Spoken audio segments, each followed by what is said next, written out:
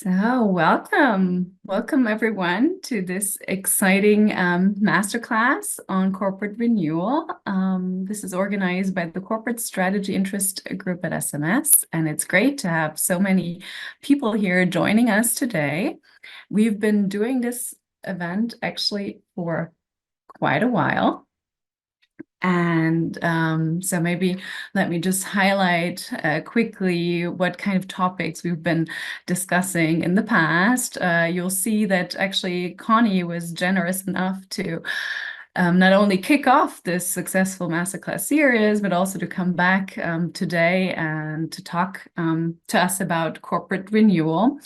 But I also wanted to draw your attention to future events that we're already planning. So in less than 2 months, we'll have another masterclass on topics at the intersection of corporate and competitive strategy, led by Marvin Lieberman and Javier Jimeno. So stay tuned for that as well. And as Janae already said, if you're interested or if you haven't seen the other masterclasses so far, you can watch the recordings at the SMS website.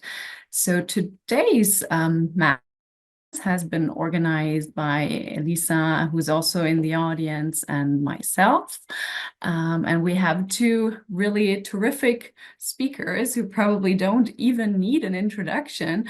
But let me just take a minute to very quickly introduce them nevertheless. So we have Connie Helfat at the Tuck School of Business in Dartmouth. As you probably all know, she has studied strategic change extensively. She has written on dynamic capabilities of firms and of managers, worked on technological innovation, and also the dynamics of diversification and vertical integration.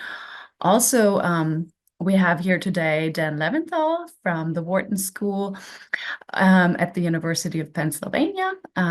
He has published extensively on questions of organizational adaptation and industry evolution, particularly also in the context of technological change. So as you can see already, two scholars extremely well equipped to guide us through this exciting and extremely informative masterclass on corporate renewal. We will proceed as follows. We will have Connie start with her around 20-minute presentation. Then this is followed by Dan's presentation of also probably around 20 minutes, and we'll conclude the session with a Q&A. And as Janae has already said, feel free to post any questions that pop up in your mind in the chat function, and we'll hopefully be able to address as many of them as possible. So without any further ado, Connie, the floor is all yours.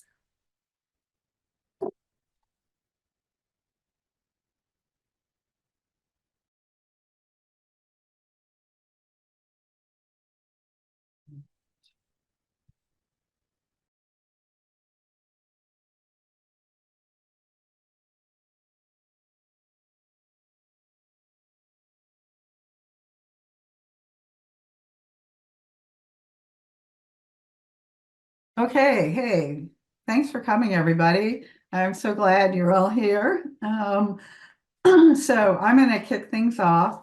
I have my presentation is a little more high level, and then Dan's going to, I think, dig into some additional details.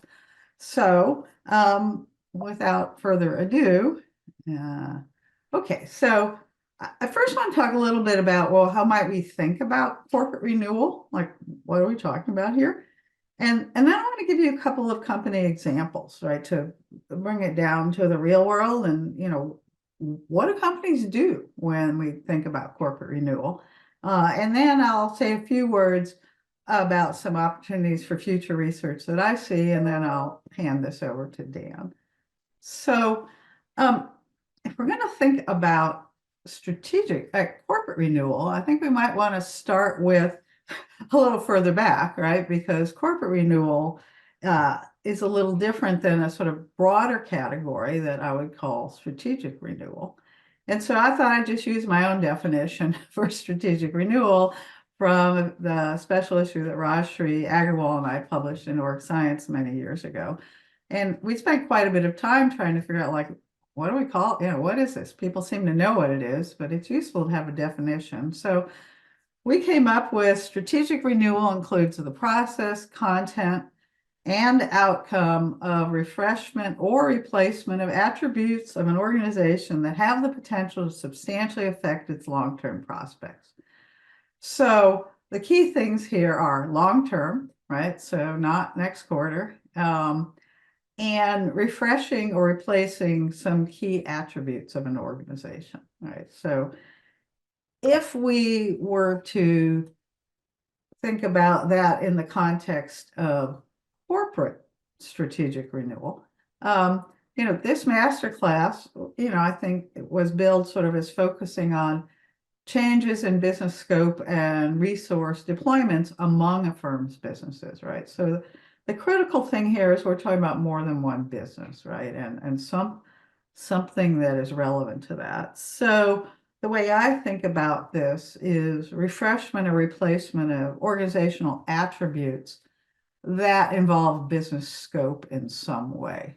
All right. So that would mean, what kind of attributes are involved? Well, resources, capabilities, products, businesses, the structure of the organization or the business's cognition. I mean, you could have a whole host of things, right? That might, that we might be dealing with here. So, and I'm going to refine that a little bit in my talk.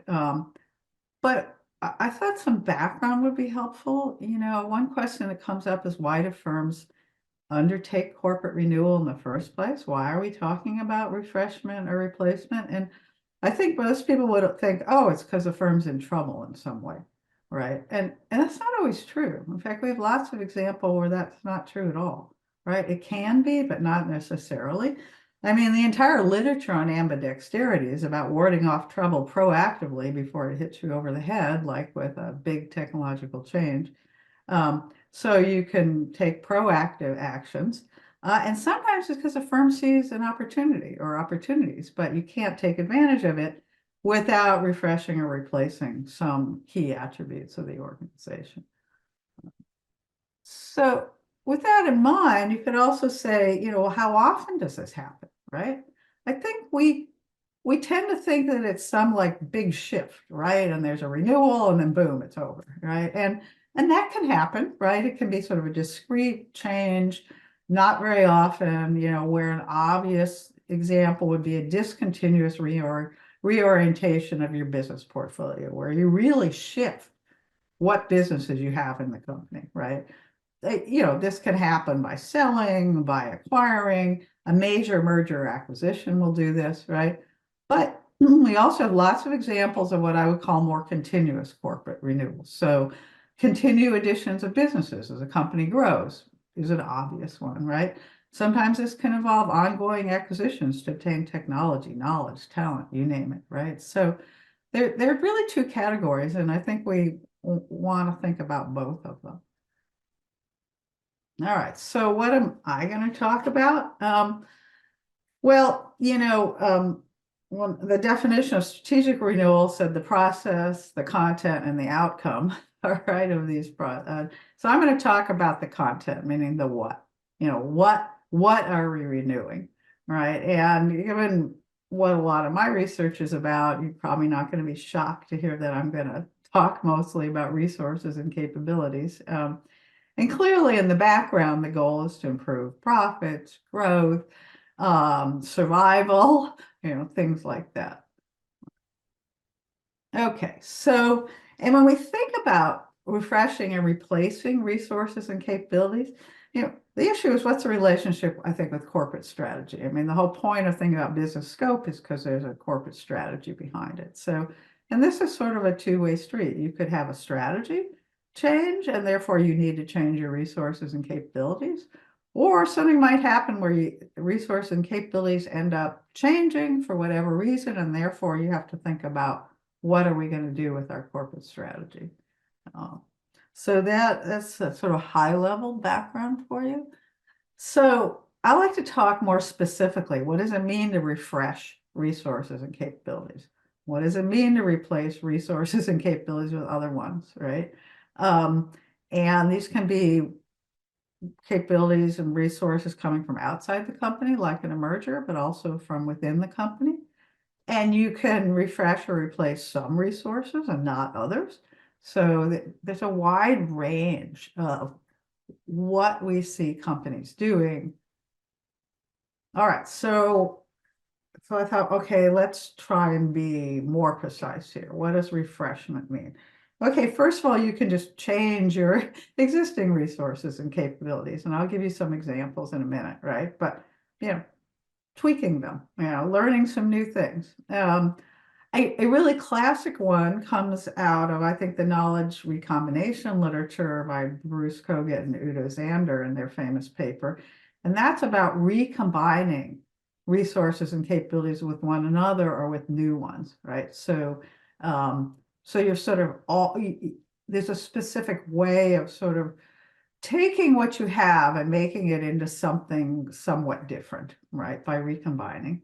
The other idea, which is part of my research, is the idea of redeploying your existing resources and capabilities to other businesses. So that's my original paper with Kathy Eisenhart, Dan's paper with Brian Wu on scale-free and non-scale-free assets, Teresa Dickler's work, then Tim and Folta and Arkadi's work. And you say, why do I think this is refreshment? Because you're going to take these resources and do something different with them, right? So they're not serving the same purpose as they did before if you transfer them to another business, right? So you're in some way changing what they do. And then you have the more obvious thing where you can just replace resources and capabilities. You get rid of some, you acquire and build new ones, right? And of course, companies do a whole range of these things, right? So one thing you might ask when we think about corporate strategy, and this goes back to the definition of corporate renewal I gave, is like, what's the effect of all this on the scope of a firm's business portfolio, right? If you alter resources and capabilities, if you recombine them, if you redeploy them, if you get rid of some, or you acquire or build new, right? And you could think of a whole range of things this might happen, right? You might end up reorienting your existing businesses, introducing new products, right? You might merge or split businesses, right? You might exit some businesses, enter others. So essentially, all these options for changing corporate scope are likely to be linked to how you refresh or replace resources and capabilities, right? They go hand in hand. And one thing I wanted to point out, this is all about change, right? When you think, and this is what Laurence Capron and Samina Karim call resource reconfiguration, right? You're changing over time resources and capabilities at the same time you change the composition of a firm's business portfolio, right? And the way I think about it is we're talking about coevolution, right? They go together. The business scope and the resources and capabilities change together over time, where the term for this is coevolution. So I wanted to give you two examples that you may or may not be familiar with. One of my favorite examples is Johnson & Johnson. And when I said the old J&J, I mean, now it's been split up, so they don't have their consumer products business anymore. Also, the strategy I'm about to talk about, they stopped doing at some point, but it was something they did for years and years. Samina Karim and Will Mitchell in Long Range Planning wrote a lot about this. The original HBS J&J case is really great. It also has some useful information. So I'm talking about that. And then I'm going to talk about another company that I've written about, which is IBM, which is really a very cool company that's managed to renew itself more than once. So let me tell you a little bit about Johnson & Johnson first, right? So they were highly decentralized. They were very narrow business units in terms of the product line focus within each business unit. They had an absolute ton of business units. I mean, really. And then every time, if a business unit's product line got too broad, like they came up with a new idea or new product innovation was really different from the sort of current set of products they're selling, J&J would just split these businesses, right? So, or if the businesses were just growing and getting too big, then they'd sort of try and narrow them down and split them up, right? The other thing they did is they merged business units because as their product lines were changing over time, if they were coming together, right, or they would merge them together. They would also sell off less profitable businesses because as the consumer landscape would change over time and technology, some businesses would become less profitable. They get rid of them, and then they'd acquire new businesses and then grow them, right? So, and they ran all these decisions from the top. I mean, the businesses didn't have anything to do with these decisions about which businesses would be in J&J's portfolios and how narrow or broad each business would be. The business was just, you focus on your P&L, we'll focus on the broad portfolio, right? It was very cool. Actually, Kathy Eisenhart and Shona Brown, in their book and their HBR piece, called this patching, because they patch in and out. And they had many examples. I don't know why they never used J&J, probably because J&J is not in Silicon Valley, where they were thinking. But this is what J&J did. So if you think about what they were doing, there was resource alteration within the business units to refresh some of these resources, some of the innovations coming in. You're also altering which resources are in which business units when you split. When they merged business units together, they were recombining resources and capabilities in those units. They were pruning resources by selling their business units. They were adding resources by acquiring new businesses. And this is all about changing the scope and the resources together. So it's a great example of coevolution, right, of the company. Okay, so let's think about a really different kind of company. This is IBM, right? So IBM, I love IBM because it's a great example of a company that has managed major transitions more than once, right? In addition to lots of incremental changes over time. It's not true that every tech company that faces a disruption is dead in the water. All right. So IBM's a great example. The question is like, well, how do you do this? But they had two transitions. One is from the old electromechanical accounting machines to mainframe computers. These were very different technologies.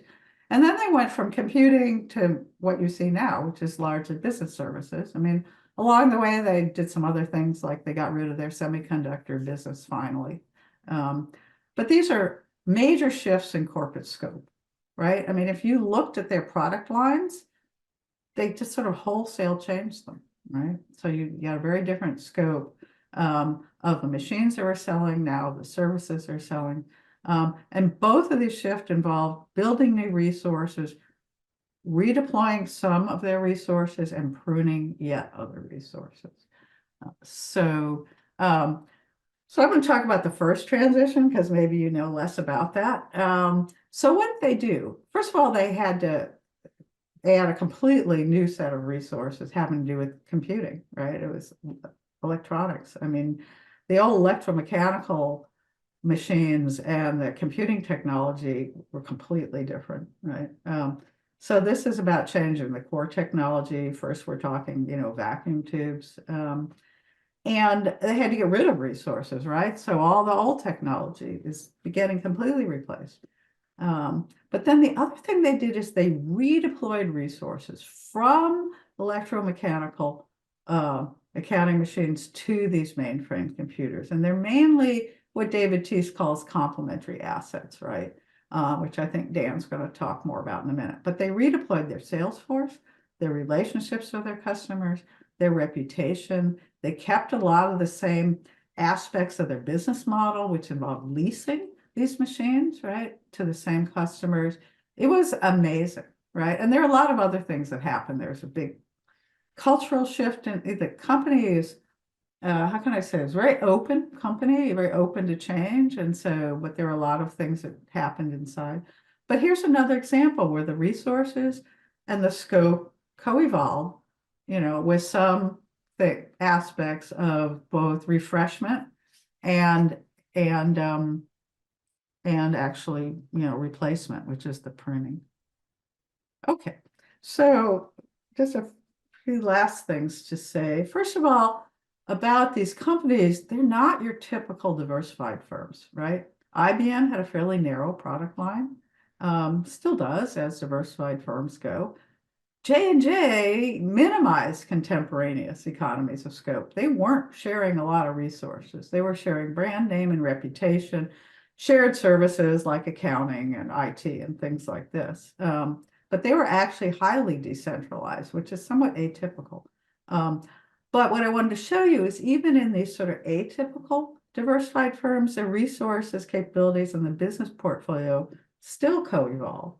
And in fact, we could even speculate that some aspects of that might have made it easier for them to co-evolve than if you had a really broad, highly integrated portfolio of businesses, which might be something any of you are interested in that you could investigate.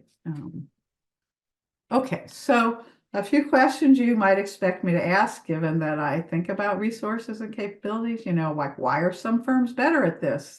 Refreshment and replacement of resources and capabilities that involve business scope than other firms, right? We have lots of examples of firms faced with technological disruptions have failed, right?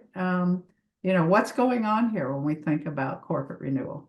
I just put a note there that is part of the fundamental strategy question of why firms differ and how it matters. So of course you could imagine one of my answers might be, well, some firms might have better capabilities than others for corporate renewal. If that's true, you have to think about corporate renewal is not all the same, right? Like patching is very different from organic business expansion. So we might want to dig into that more. So as a side note, by definition, capabilities for corporate renewal are dynamic capabilities because they're directed towards strategic and organizational change for any of you who are interested. So when you think about these dynamic capabilities, you really want to dig down into sub-capabilities, right? Like resource redeployment is not the same as resource recombination. These are different kinds of corporate renewal capabilities. And then you could think about the fact that some of these capabilities might need to be used in tandem, right? Like what goes together? So for example, something that really hasn't been noted in the literature, I don't think, not very well, is that, when you redeploy resources between businesses, you can't just plop them down from one business to another, right? They have other resources in the new business that need to be integrated, right? And so I might want to think about like what's involved, right? This is actually a capability that, a part of corporate renewal that could use more attention. It really hasn't been discussed as far as I can tell. So sort of, in conclusion, I think we need, I've just tried to give you a sense of that we need to think more deeply about this. We have lots of examples that we haven't pursued. We have to think about different types of renewal and what goes together with what works best. I think we also need to think about why are some firms better at this than others and at which types of renewal. And I'll leave you with a conjecture, which is I think that prior experience with specific types of renewal are likely to matter, right? We know firms build capability through learning experience, including through some of Dan's work. And I think experience also affects firms' culture and mindset, as I was saying with IBM. So for those of you who are interested in capabilities, you could start looking at experience. So that's it for me. Thank you so much, Connie. That was great. Dan, you're, I guess, ready to go as I see. Perfect. The floor is all yours. Okay. Okay, thanks. So Connie and I are very aligned in our thinking. So you'll get sort of a similar sort of sensibility. I'm going to pull, as Connie said, on maybe a few particular strands. But first, as a sort of big picture engagement. So why are we here? Why are we thinking about corporate renewal? Let me offer some cynical observations and then a less cynical observation. So immortality is a very appealing thought, whether we're individuals or corporations. And there's an ecosystem of people who suggest they are selling immortality to both populations. It's a profitable activity. there's some self-interest in this continuation. Being a CEO or board member is a really nice gig. You get good pay, private jets, and so on. But the sensibility that Connie's pushing is, there's an economic logic. And I think the economic logic is, yes, the world may change, but in that changed world, the company still may have some relevant, useful basis of competitive advantage. And so it's sort of this projection of existing heterogeneity into the new domains is, I think, the real challenge. And, in the spirit of Connie talking about the sort of more continuous versus these more discrete, imagine your entity called McKinsey & Company. So you have a first order renewal problem. Senior partners get more senior. Sometimes they retire. Not all your associates make partners. So you have a renewal problem of this kind of, what's the next cohort of bright young things? Can you train them in the McKinsey way? Those are important topics. I think, we have a bit of a division of labor management. I think we kind of give that topic to our colleagues in OB and HR, how you do that, how you find these people, how you socialize them and bring them up to speed. I think the folks gathered in this session are more interested in this second problem. Okay, so your McKinsey, now we have these large language models that are pretty much as good as these young associates, and we can even put a robot form on them at a time, and they really can look like the associates. So how do we think about how we engage in this world? How do we think about the fact that our large Chandlerian firms that were happy with 3 and 6 months engagements don't populate our latent customer set as much as young firms who operate on different cycle times, and these long-term engagements may not work, right? So that's I think the sort of more fundamental second order changes in the spirit of what Connie's teeing up, and the kind of challenges I think that we're interested in here. So both matter, but I think one is of a more strategic nature, and one is this kind of more first order renewal. And I want to kind of point on 2 broad themes it seems to me as we as a community can kind of engage around this. One is, as I noted, the strategic logic, kind of more of an economic point of view. There's some a priori heterogeneity. We're all about heterogeneity as a strategy theorist. Then how does that project to this competitive advantage in a potentially distinct world? That's a really interesting, hard problem. Related but distinct are questions of organizational processes. How do we figure out what are interesting, novel variants and initiatives, and how we cultivate them with our organization? So it's not just a payoff incentive problem of kind of economics, but one of design. So I just want to point to both these kinds of strands of inquiry. And part of the delight of the strategy field is we can be sort of eclectic in our theoretical basis and questions. So on the first,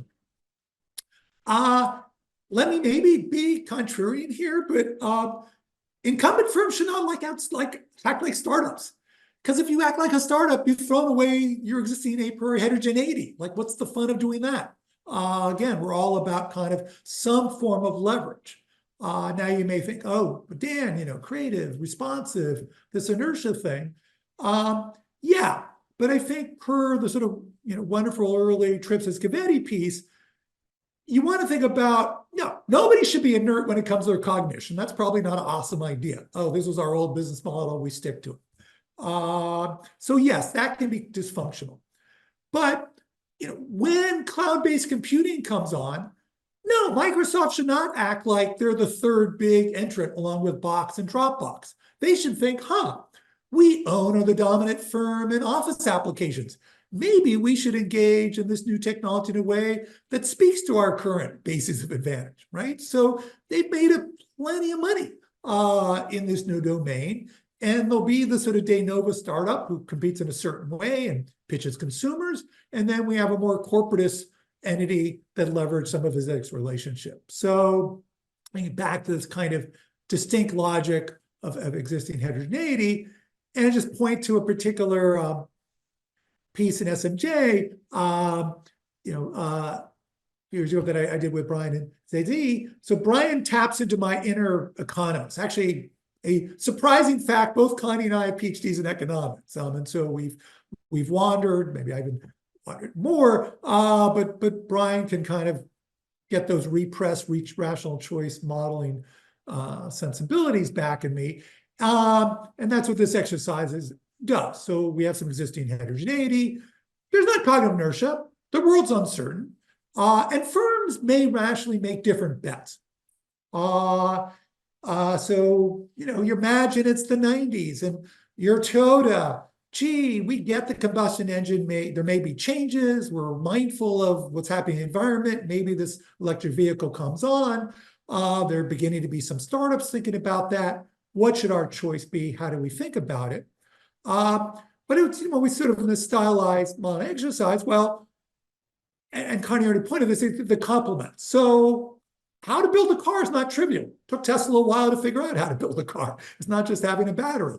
They have axles and wheels and lots of other things. You need to build out a dealer system, right? So those are complementary capabilities that may be somewhat, agnostic a little bit to the nature of the propulsion technology and how strong are you vis-a-vis that existing technology, right? So that's the sort of trade-off. And in our modeling exercise, just point to, get these different regions in some ways or kind of domains. So that dark black region is sort of our finger wagging at the incumbent in an ex post manner, okay? So it turns out EV technology broke faster than maybe Toyota and others thought, and you spent a ton of money maybe on hybrids or something else, and ex post, the new approach of a pure play EV won. And silly you, incumbent firm. But again, in real time, you're making bets. And those weren't crazy bets. If you think about that black diagonal, the sort of lower boundary is defined by how disruptive is the new engine propulsion technology to existing capability set, and how strong are you on the complement. So the bigger you are on the complements, the more you're willing to take a risk on maybe this being disruptive and then rationally go for hybrid versus the pure play.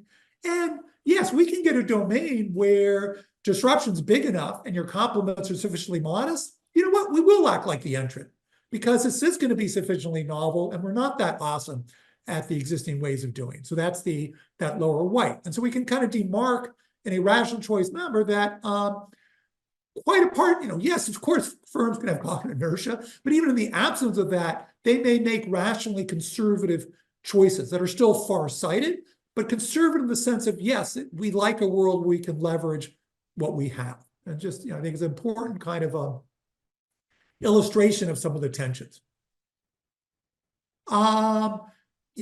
Jumping into the sort of questions of organizational processes and designs, I just want to make two broad kind of observations.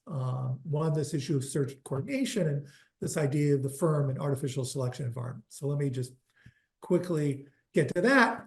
But first, I'll give you a PhD qualifying exam. All right. So we all, you're asked, write about this March 91 article, and oh, that's great because I read it 5 times in 3 classes. I'm good to go. And you write, yes, we need to balance exploration and exploitation. March told us, it's sort of there and some elements of computer science. He brought it to the organization level, and you write a lovely essay. But some subset of you might have actually looked at the model, okay? And it's a lovely model, but there's actually a bit of a loose coupling. So Jim, an extraordinary person, extraordinary scholar, and among his many attributes, was both a modeler and a poet. And in some sense, in this case, and published some volumes of poetry, self-published, but lovely poems. So the first half of this article is very evocative, and it's Jim poetry. And it really inspired lots of our thinking. The model is actually a model about collective learning and how beliefs go through a system. Okay, so, and that matters. So do people think getting their COVID vaccine is a good idea? What's my social structure? Who do I live next to? What's the news medium I pay attention to? Those are important things. Network theorists love those kind of problems, organizational sociology. That's awesome. That's actually the kind of issue that the March 91 models point about. In particular, there's no joint action. So when we think about companies, they're not just ideating about awesome ideas, deciding to get whether a vaccine, they have to make things. So we have a problem of what the right new generation smartphone might be. But then the folks who develop the screen imaging need to work with the processing folks, and that might have to some connection to the marketing brand identity people. So there's a collective action problem to make products and organizations. So this iconic piece for us as management scholars is sort of remarkably non-organizational. And we think about task environments, and Mike inclines a stylized way. So we can have problems of pure coordination. So Thomas Schelling, in his early work on micromodels, macro behavior, a dated example, pre-cell phone. How do you coordinate? You want to meet somebody in New York? Oh, 12 o'clock is a focal point. Times Square might be a focal location, so I'll guess that Connie will go there and we'll meet each other, even though we don't have cell phones. It doesn't matter. We could have met at Penn, at the railroad station. We just want to meet each other. It's a pure coordination problem. We have many models of pure search. March 91, it's effectively a model of search. Bandit models are models of search. What's a more or less awesome idea? And we go through some space alternative and try to find out something that's reasonably awesome. Organizations tend to follow problems of there are better or worse smartphones out there, and we need to act together if it's going to work. Okay, that's a problem of joint coordination and search. To some, like me, it might look like a version of a rugged landscape, right? So there's alternatives out there, and there's a kind of joint action problem. And actually, it's despite the broad discourse on these issues, the number of work that of the more formal sort that's gauged the joint problem is actually somewhat modest. So Ozakon, Phoenicia, and I have a paper came out last spring where we tee it up, and it's sort of a reduced form fitness landscape that allows us to kind of explore these kind of questions under different organizational forms. So we love crowds because people have different ideas, how heavy the hog is, what the right technology is. And it also, I have to say, I was sort of under-anticipate this in our modeling, but ex post, of course, crowds can actually coordinate with strong signals. We call those things markets. Okay, so you sometimes, think about Hayek. We actually don't need an organization to achieve coordination problem, to resolve coordination. We get the diversity of ideas, and the coordination message is clear enough and strong enough and simple enough. Think about Carlos Baldwin's work. We can actually operate on a market. If coordination is really important, you know what? Hierarchy is kind of handy. We're going to drive on this side of the road, and we're not going to make that up each time we meet at an intersection. And actually, it turns out even in that process, there's still some degree of mutual influence. That is, you may be the central actor in this hierarchical structure, but if your N-1 subordinates all think going left's a good idea, that's going to make you think maybe going left's a better idea than going right, because when you engage in rightward-oriented initiatives, they won't work out so well. And so it's not, mutual adaptation is not absent in that structure. And then we can have this egalitarian mesh, and we're all awesome, and we have a flat hierarchy. And that's really great for exploring. But those same processes make coordination really challenging. So the sort of trivial example back, the genesis of this paper, having tea in Singapore with Phoenicia and channeling some work Sendel and Etheridge and I have done about sort of the role of asymmetry. My trivial example is you're going down the hallway with two polite people, and Connie, oh, I think Dan's bearing this way, I'll go left. And oh, I want to be polite, I'll go that way. And you sort of have this hallway dance where nobody passes each other. You actually need one stubborn, obstinate person, one slow learner to facilitate that process. And if you say, oh, I've been talking to Ozakon about similar ideas. And so we did this effort. But I think this kind of, let's not, recognize organizations achieve both issues. It's not just about search. It's not just what the right network form is. There's a joint action problem, and we need to recognize both of those in our conceptual work, theory and empirical work. The other sensibility is this notion I've sort of been pushing, and maybe it's on my self-advertisement, my book, because I blotted out by our images here, but pulled together in a recent book, thinking about this idea of the firm as an artificial selection environment. So let me, my so-called Mendelian executive. So economists give us lovely theories of the firm. Property right theorist Oliver Williamson, how the entity should contract, where should we have integration. Important ideas. for me, thinking about evolution and adaptive systems, what's really critical is the firm as an entity receives profit losses, okay? The smartphone division of a firm of Samsung versus the memory unit, they actually don't get direct rewards. I mean, yes, their products do, but it's ultimately the firm's accounting and reward structure allocate. So we have environments out there putting selection pressure on firms. Maybe they live, maybe they die, they grow, they get smaller. And then the firm is raining or not raining resources, promotion, various kinds of contingent rewards on initiatives and actors within it. So it's this nested level of selection. And in that sense, and again, the artificial for me is the firm has discretion. So our new product may not be doing well in the market today, but we think it's valuable. We think these technical milestones are valuable. So that's an artificial construction of a firm that might allow things to be nurtured that the market isn't quite rewarding. It also may allow the firm to be delusional. It may allow the firm to be decoupled from the market and rewarding things that actually don't make sense, not even in the long term, right? But it's that potential for loose coupling where there's this play for strategic action for the firm to solve these really challenging problems of, is the smartphone doing well because of our microprocessor memory unit? Is it the design? These are kind of interdependent systems, and the reward structures and the interplay from them is really quite challenging, as well as these across time challenges.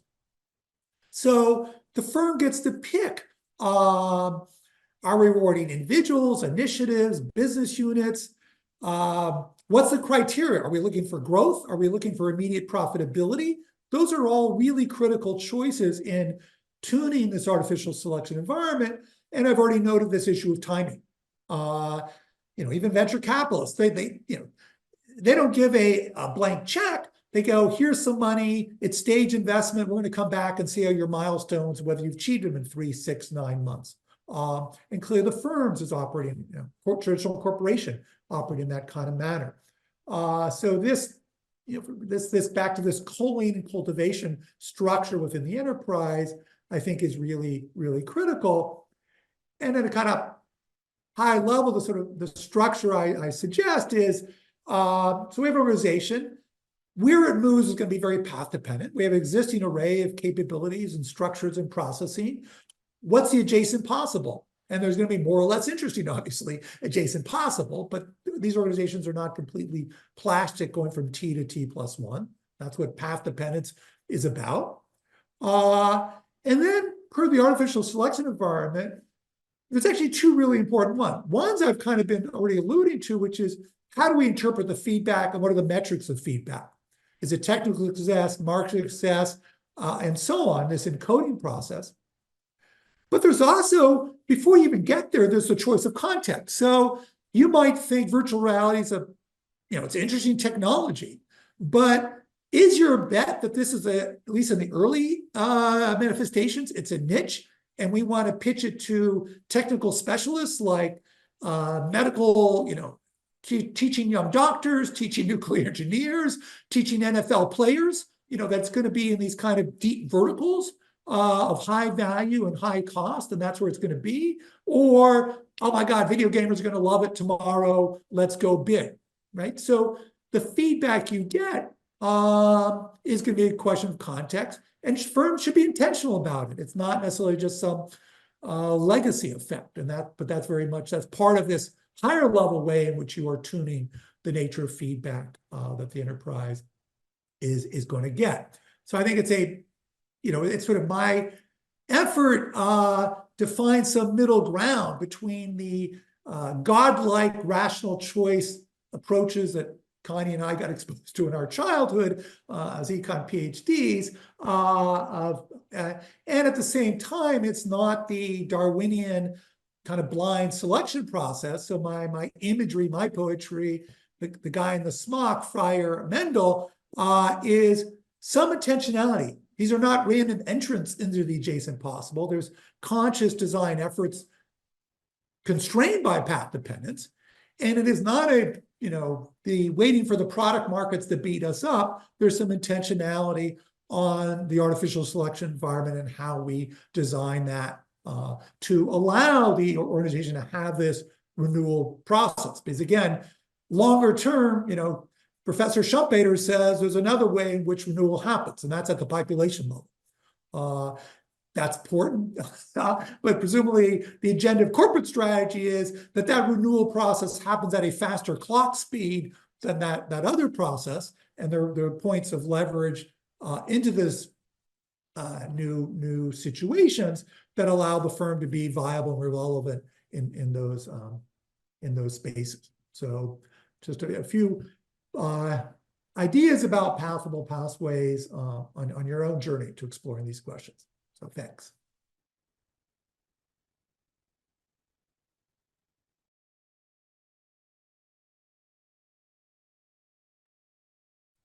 Wonderful. Thank you so much. So this kicks off our Q&A session. We have about 10 minutes remaining.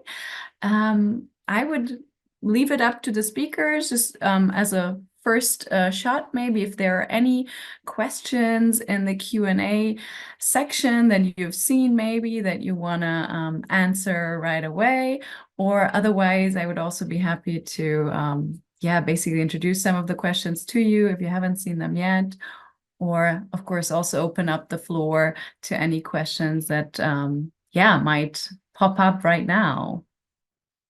Connie, maybe, I don't know, you've had time during Dan's talk. I think you've already taken some notes. Maybe you want to start us off? Yeah, sure. I did take notes. I could talk to the things that I know a little something about. There's a question about, the $10 million, billion question about, are the specific characteristics of a CEO versus dynamic capabilities at the organization level, which of these are more important in implementing successful corporate renewal, right? So I think there's two ways to think about this. One, if you took one of these out, would corporate renewal work? And I think that the short answer is, I think there are very few organizations where if you remove the CEO's influence, there would be any renewal whatsoever, right? I mean, even the DRAM example in Intel, right? Eventually you needed the top executives to sort of, make this purposeful. On the other hand, IBM, I mean, my paper with Alva, we actually showed the influence of both what was going on at the organization level and at the CEO level. And I think it's just the balance changes in different settings, right? So that's not an answer to which is more important. It's more like under what conditions and in what context. You could try to think about a variance decomposition and say, well, what's more important here, right? So if you had the data, that's how I think about that. Maybe there was also another question whether dynamic capabilities were sort of so I'm not sure, substitute or subsidiary to more general concept of renewal. I'm not sure which, because it says DC sub to. I think these dynamic capabilities are a route to renewal.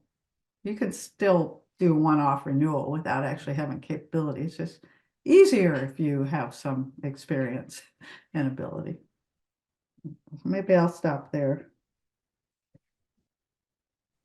Okay, perfect. Thank you. Then there, I think, is a specific question for Dan from Elisa. I don't know, Dan, if you've seen it already.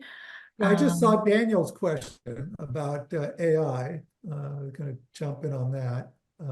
Oh yeah, sure. Go. I don't see Elisa's question, but so so will AI help solve our pruning selection? Yeah, AI is. Ultimately, AI is a reinforcement learner, but it operates with neural nets and operates with big data sets more than any of our learned personal experiences. But I would suggest the problem of myopia of learning that Jim and I pointed out in our early SMJ paper 93, AI is also subject to, right? And so, fundamentally, what are the reinforcers? And so it is a reinforcement engine, and it's going to be very, very clever, but it will also struggle with things that are outside its data sets or temporarily removed. It does pretty well on spatial interrelationships if you give it enough data, but the temporal one is really challenging. It's challenging even in the relatively simple problems that AI folks tend to deal with, which are fairly stable environments. So you play the game of Go, it's still the game of Go. A driverless car is a little trickier. That new stuff happens and somebody's walking across the street who didn't walk across the street before, and so on. Now it's stormy weather and so on. But the fundamental physics and the nature of driving don't change from one epoch, one sample set to the other. And so, the challenge of generalization and the problem of less myopic feedback. So clearly it's going to be playing an interesting, important role. But I think what AI scholars talk about the alignment problem, which, again, Jim and I thought about the myopia of learning, that's still there. It's going to manifest itself in somewhat different ways.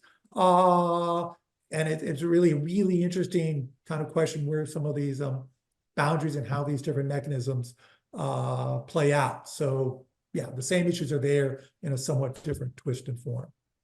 But and I don't see, but Lisa, Maybe we can just also follow up on that question, because actually it relates to a thought I had when you talked about Microsoft's corporate renewal and how getting into cloud computing for them was important. That made me wonder, are firms with a larger scale of these, or with a larger share actually of scale-free resources, for example, digital firms such as Uber, or also maybe Microsoft, are those, you think, generally better equipped to transform themselves? So I think there's an interesting trade-off. I think there's, so we tend to think, there's the yin and yang of the big firm, and is that bad or good to the renewal challenges. So per your point, it can do multiple things at once. Okay, it's not a lean startup. It can have, Johnson & Johnson and so on. It can actually engage in parallelism. It has all this rich of diversity. The point I make, I think where the challenge comes in is, you can have diversity of activities. It's hard to be multiple minds. So to the extent that we have a hierarchy, and to the extent that resources and strategy are decided in a hierarchical manner, that's what gets tough. And so what I talk a bit about in the book is a sort of, one way around that is sort of delegation. I'm going to give your group, this budget of X hundreds of millions of dollars. Now, I think of it, anybody who's had a child, it's hard, like, oh, I'm going to empower you, but then I'm thinking you're making the wrong choice. So there's sort of this Ulysses at the mass problem. I've given you this money, but is this really the right choice?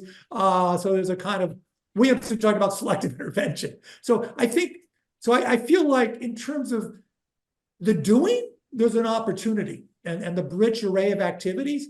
I think the challenge comes in vis-a-vis the heterogeneity selection. So one image where I go, Cantor had her article, let 1,000 flowers bloom. And my counter to that I make is, but if you got one type of lawnmower, it doesn't matter how many flowers you planted. Okay, you're going to end up with this one type. And so I think as a community, we tend to emphasize the heterogeneity of ideas and the sort of identification and search and all wonderful things. And I spent some time thinking about that.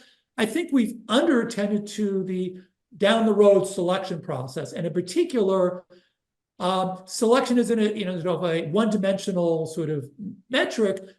What are the dimensions, performance dimensions we think are relevant in the current period and going ahead? And that contestation and sustaining heterogeneity of that, I think, is a really critical problem. So that's my sort of yes, no, of yes, they latently have these kind of interesting advantages, but strong forms of point of view hierarchy on the cognition strategy side are going to quickly weed out that latent heterogeneity. So I think it's a really wonderful, interesting question that I've dabbled in, but I think a great thing for people to pick up and push on.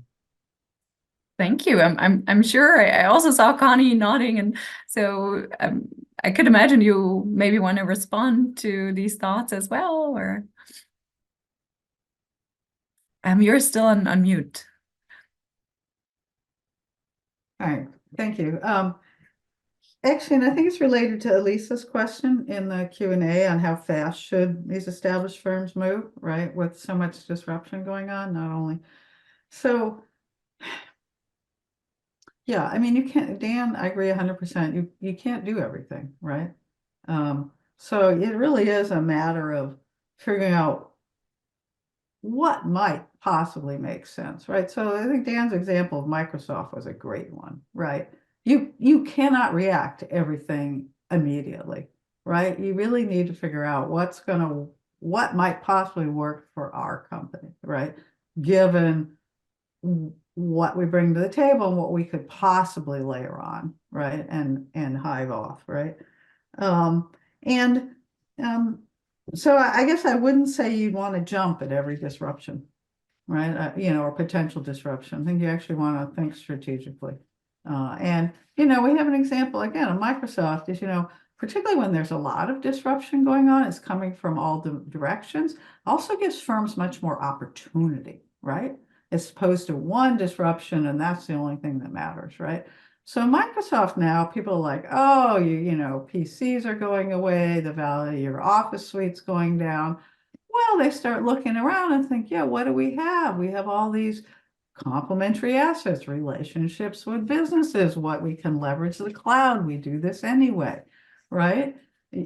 So I think we need to actually think in a little more nuanced fashion about disruption. It's not necessarily just some big break. And to the extent there's more things going on that are potentially disruption, there's also more opportunities to renew. Actually, now I was looking at chat. Now I'm looking at Q&A. I see Lisa's question and building on Connie's remark. I mean, per timing, now, my example of virtual reality, different niches in some markets are responding on a different time scale, and yes, to a somewhat different functionality. So it's not binary. How do I want to play? What are the application domains that sort of leverage something I can offer? But also from a timing point of view, which ones are going to be more receptive to the potentially high cost, imperfectly functional form we can offer now, and we scale and make investments kind of attuned to that, which is related to but distinct from just a pure play, maybe just real option. So it's back to the sort of understanding the context you're selecting into, and that's linked to the criteria importantly. Maybe further thinking a little bit about the selection and doing the right thing.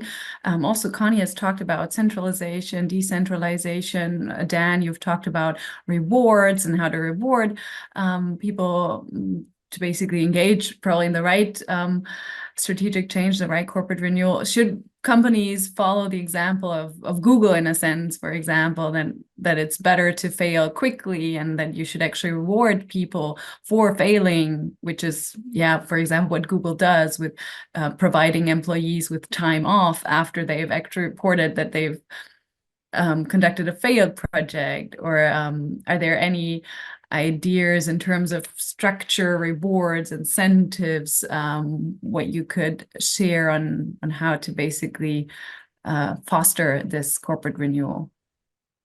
Yeah, I guess I would pitch. So, in the corporate context, we tend to think about it as sort of yes, no, failure, celebrate your failure, real option sensibility. It's interesting in the entrepreneurial context, actually the discourse tends to be around pivots.